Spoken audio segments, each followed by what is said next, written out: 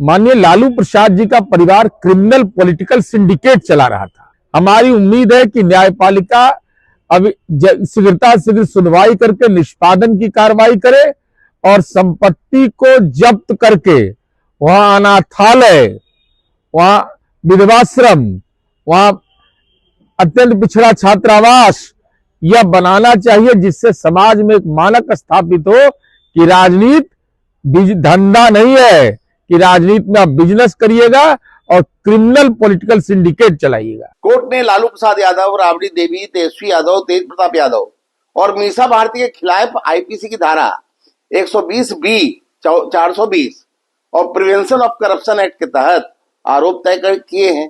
यह वही परिवार है जिसने सत्ता को पारिवारिक संपत्ति और गरीबों की नौकरियों को सौदेबाजी का जरिया बनाया। राजद को अब नैतिकता की बात करने का कोई अधिकार नहीं है। भाजपा साफ कहती है कानून अपना काम करेगा और भ्रष्टाचार करने वालों को सजा मिलकर रहेगी। नमस्कार, आप बोले भारत देख रहे हैं। मैं हूं आपके साथ कमलेश। लालू परिवार के साथ उनके परिवार की मुश्किलें जो है वो अब बढ़ गई है। राउज एवेन्यू कोर्ट से बड़ा फैसला आया है और आरोप तय हो गया है कि नौकरी के बदले जमीन जो है वो लालू प्रसाद यादव ने ली थी। और ऐसे में देखिए अब इसको लेकर के राजनीति भूचाल मच गया है, सियासी पारा हाई हो गई है। इस कड़ाके की ठंड में जदयू के मुख्य प्रवक्ता सह एमएलसी नीरज कुमार ने बड़ा हमला कर दिया है। वहीं बीजेपी प्रवक्ता ने भी बड़ी बात कहते हुए नजर आ रहे हैं। क्या कुछ कह रहे हैं दोनों नेता, सुनिए इस वीडियो में। ये माननीय लालू प्रसाद जी का परिवार क्रिमिनल पॉलिटिकल सिंडिकेट चला रहा था। बिहार में समाजवादी आंदोलन पर कलंक का दाग लगा दिया।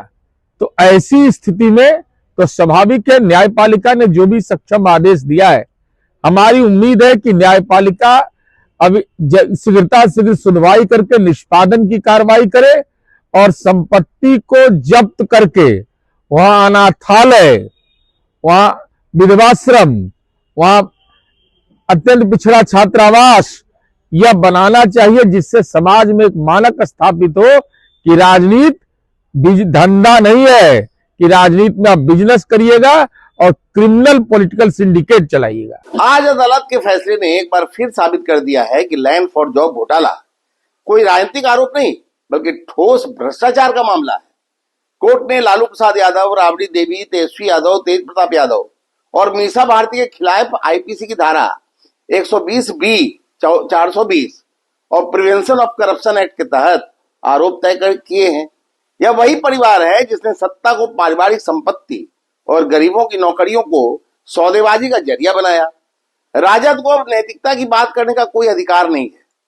भाजपा साफ कहती है कानून अपना काम करेगा और भ्रष्टाचार करने वालों को सजा मिलकर रहेगी, चाहे नाम कितना ही बड़ा क्यों ना हो। तो आपने सुना, नीरज कुमार का कहना है कि देखिए ये लोग राजनीति नहीं क्रिमिनल सिंडिकेट चलाते थे और जो आरोप लालू परिवार पे तय हुआ है अब उस जमीन को जो है कोर्ट के द्वारा कह रहे हैं कि उस पे जो है कब्जा किया जाए और उस जमीन पर अनाथालय खोले जाएं, स्कूल कॉलेज खोले जाए। इससे पहले भी आपने गृह मंत्री बिहार के जो है सम्राट चौधरी, डिप्टी सीएम, उनका बयान सुना था।